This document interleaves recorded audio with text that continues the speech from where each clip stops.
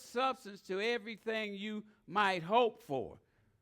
It only gives substance to the things that God has promised you. You can't just hope.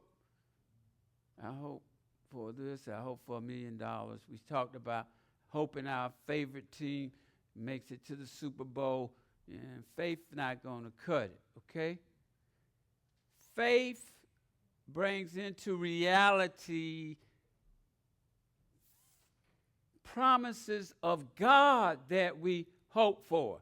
It is the substance. It is the reality of what we hope for. It gives it substance. It is also evidence or proof that there exists an invisible reality. It says things, evidence of things we cannot see. They're invisible, but our faith tells us or gives us evidence or proof that they are real.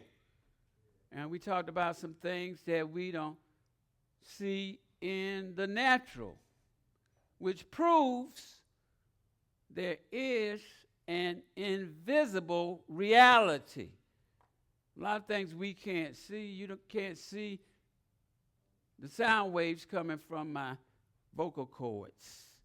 But when they hit your brains, by some miraculous method, they become words. They become words.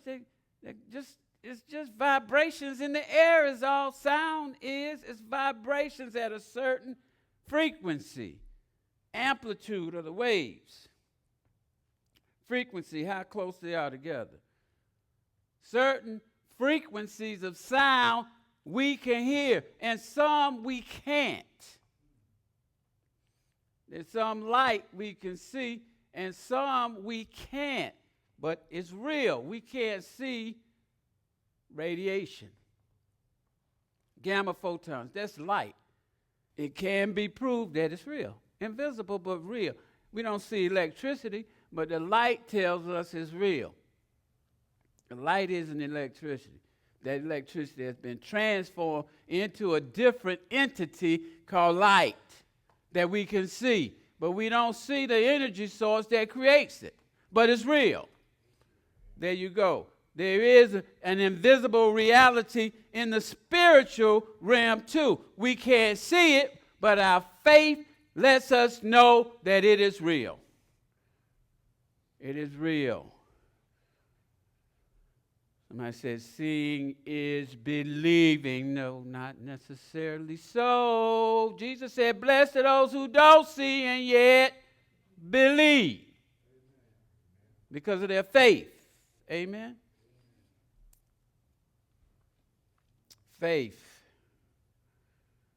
We said the just shall live by faith. That's where he starts it with now faith is, because in the previous chapter it told us that the just live by faith.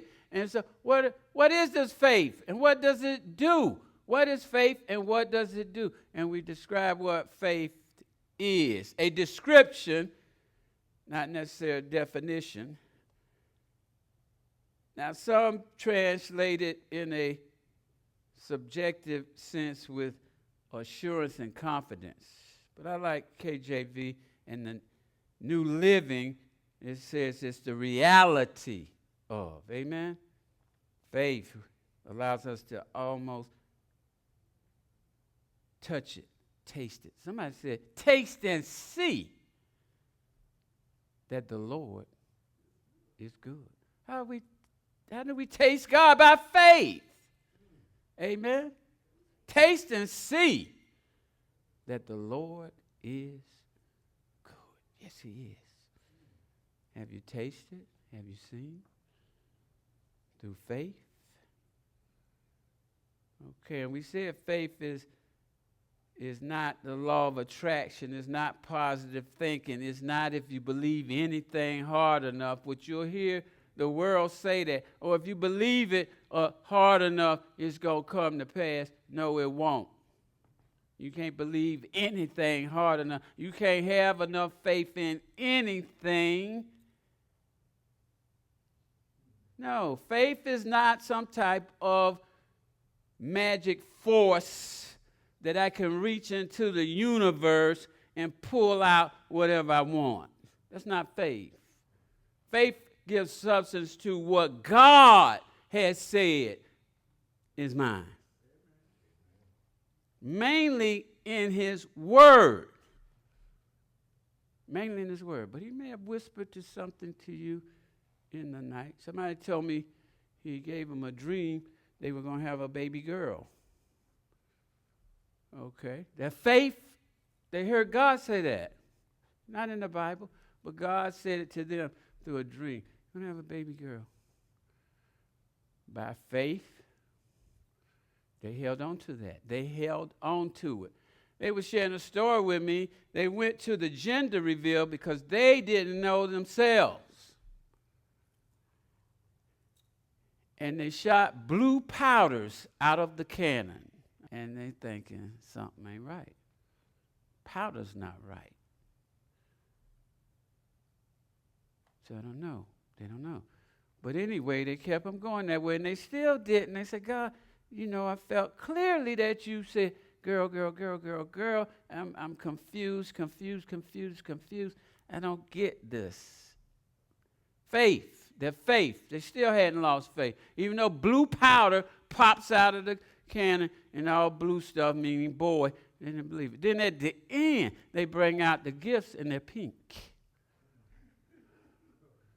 They're pink. They knew it. I knew it. They shared that story. I had a story to tell. Hilda, she couldn't have children. So, and I got this one wrong, though. Forgive me, Shannon. I'm driving along, and I'm hearing Marilyn Hickey, and she's teaching on Hannah asking for a child. So, something quickened in my spirit. Okay, Hilda has told me before, when I first met her, well, shortly after, she breaks down crying. What you crying about? I can't have children. You're not going to want me. Go away with that. Anyway, God will work that out. Don't worry about that. Anyway, so I'm driving along, and Marilyn Hickey, I don't know if y'all know her, she's telling the story of Hannah praying, and, you know, she got Samuel, of course. So it quickened in my spirit, and I'm thinking, oh, wow, Hilda's going to be pregnant, and we're going to have Samuel too. So Hilda does get pregnant, like God said. And I didn't hear him say it's Samuel, but I made the assumption it was Samuel. But anyway. But I did have faith, and we did have a baby, but it's Shannon back there and not Samuel. And up until the last minute, we saying Samuel. Well, oh, Samuel this, Samuel that. We can't wait to meet Samuel. And Samuel was not Samuel after all. But identify with the story, we go on to T. Let's go on to T. So we still can't have children, but Hilda's a little nervous now. And she's got a baby, so she wants to space them out. Now, if God gives us another, let's space them out. I said, I don't know about that, Hilda. But anyway, Hilda goes on birth control. She don't mind me sharing that. So I came home one day and I said, Hilda, because I heard it from God, you're pregnant. I can't be pregnant. I'm on birth control. I said, no, you're pregnant. This is faith at work. I said, no, I heard it from God. You are pregnant. Go get tested. Go to your doctor. She goes to the doctor. She comes back and says, I'm not pregnant. All the tests, no baby. They can't see a baby.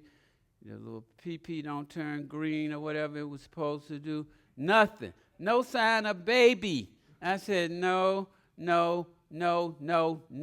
Something's not right. 2 weeks later, we go back. I said, go back. Faith, holding on to the promise of God. Amen? She goes back and she's pregnant. I said, okay. Because I never did accept that. I did not accept it because God said different. So, not in the word, but if God tells you something and you know it's him, then your faith gives substance to that hope. But now if he didn't tell you, it's just wishful thinking. Something you want, something you desire, but God didn't say it. But if you know for certain that he said it, hold on to it. It's going to come to pass. Amen.